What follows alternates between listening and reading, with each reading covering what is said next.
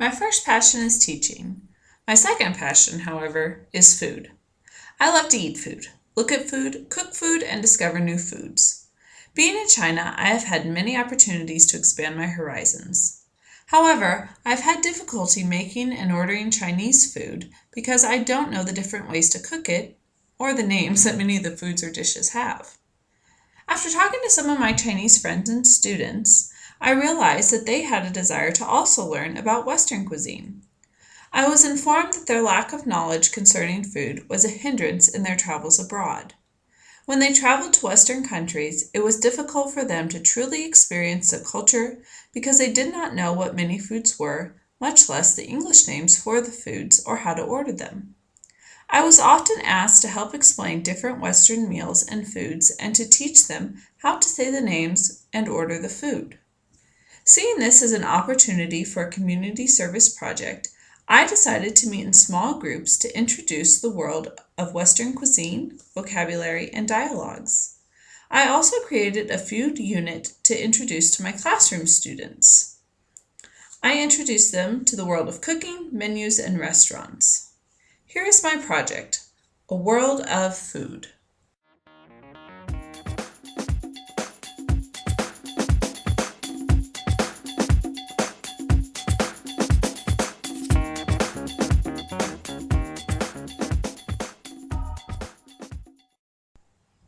My first session was with Maggie. We worked on ordering food at a restaurant and reading off of a menu.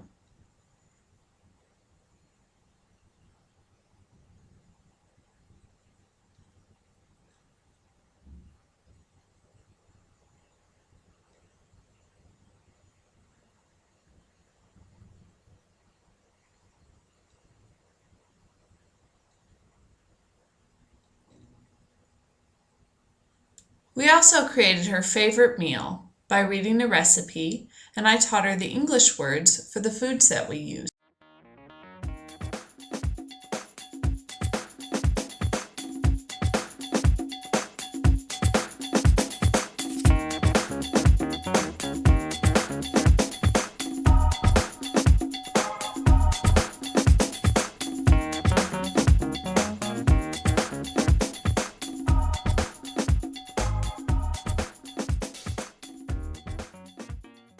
I know I'd be working with Emma and Susan a lot, so I wanted to get to know more about their culture.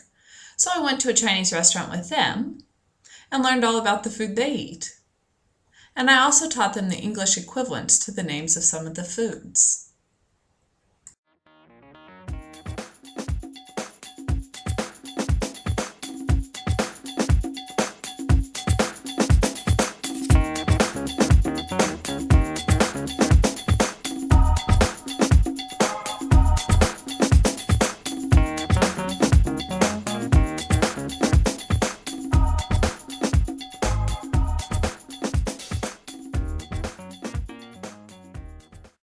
During my next session with Susan and Emma, they came over and I taught them how to cook a Western meal. We started first with dessert. We had apple blueberry crisps. I introduced them to oatmeal and brown sugar. Susan also enjoyed reading a recipe book, and we followed some more recipes later in the evening. Then I introduced them to more vegetables, such as sweet potatoes. I introduced them to olive oil, coconut oil, and then we pan-fried our chicken with vegetables. Emma got to mash the sweet potatoes and stir up the vegetable tomato cucumber salad. Then we enjoyed our bountiful feast and our dessert.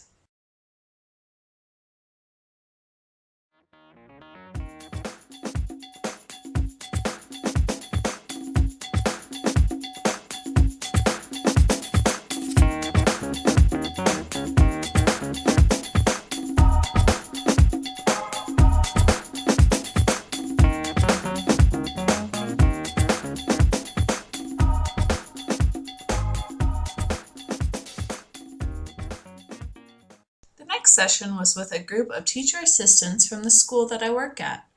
We baked and decorated cookies. We also made a pie by following the recipe. I taught them some English words for the foods that we were using, and verbs such as roll, pat, bake. They had fun pinching the sides of the crust and filling in the sweet potato filling. And then we had fun eating it.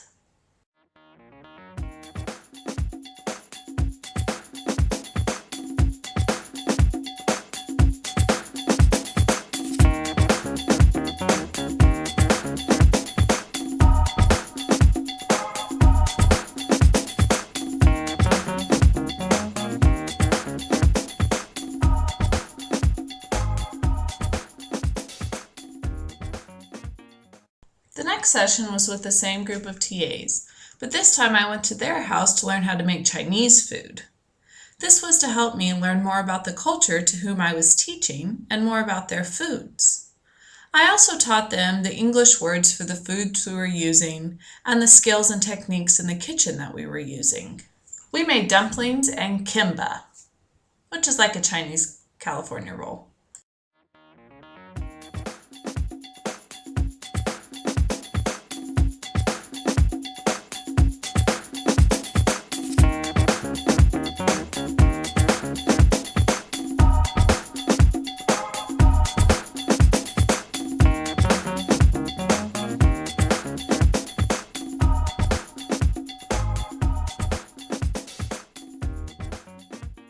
The final session of my project took place in my classroom. I did a food unit with my students.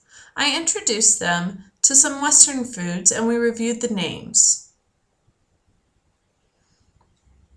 Then I introduced them to the concept of an individual meal because in China they usually have many plates of different food on a table for people to eat off of. The students then chose their favorite food and meal and they drew a picture of how to make the food.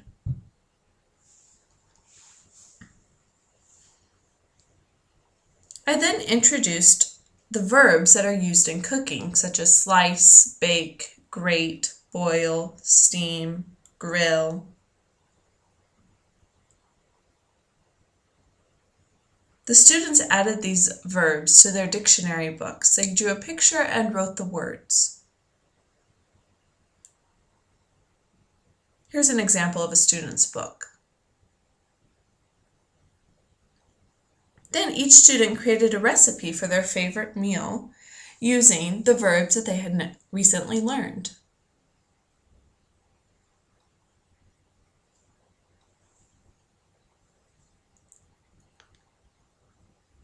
When everybody finished their recipe, I had them name their meal.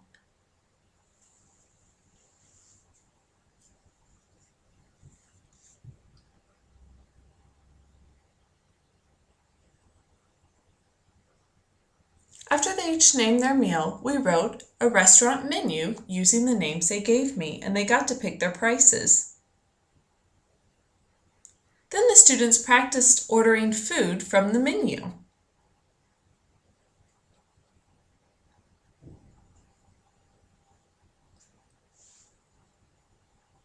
Finally, each student individually ordered food from the menu that the class had created.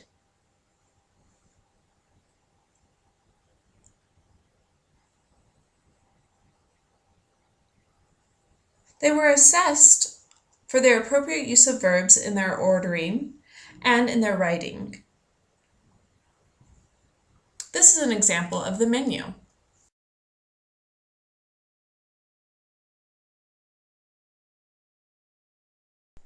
My community service project was a great success.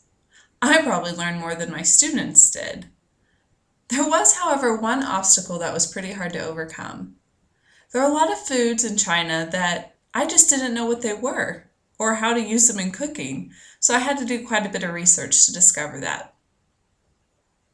But all in all, it was a glorious opportunity and I'm so glad I had it. And I think my students are happy as well. At least they can order food when they travel now.